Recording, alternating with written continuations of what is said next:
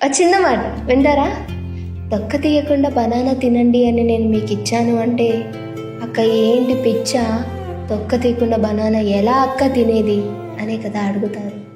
మరి ఒక మనిషిని నువ్వు వద్దు అని అంత క్లియర్గా చెప్తూ ఉన్నా, నువ్వంటే ఇష్టం అంటున్నా, పక్కకెళ్ళి వేరే వాళ్ళతోటి మాట్లాడుతున్నారని తెలిసినా, ఇబ్బందికరంగా ఉంది అని అర్థమవుతున్నా మళ్ళీ ఇది కరెక్టే అంటావా అక్క, నన్ను ఆ మనిషి ప్రేమిస్తున్నాడా అని అడుగుతున్నావు అని అంటే ఈ లాజిక్ గుర్తొచ్చింది నాకు. చాలామంది అవే మెసేజెస్ చేస్తున్నారు. మెసేజ్ చేయడం తప్పు అని చెప్పట్లేదు, కానీ నీకు క్లియర్గా ఆ మనిషి బిహేవియర్ అర్థమవుతున్న తర్వాత కూడా ఇంకా పిచ్చిగా గుడ్డిగా నమ్మి నిన్ను నువ్వు ఎందుకు బాధ పెట్టుకుంటున్నావు? నాకు అర్థం కావట్లేదు. నిజంగా ఓ మనిషి ప్రేమిస్తున్నాడా లేదా అని తెలుసుకోలేనంత పిచ్చోళ్ళం కాదు కదా.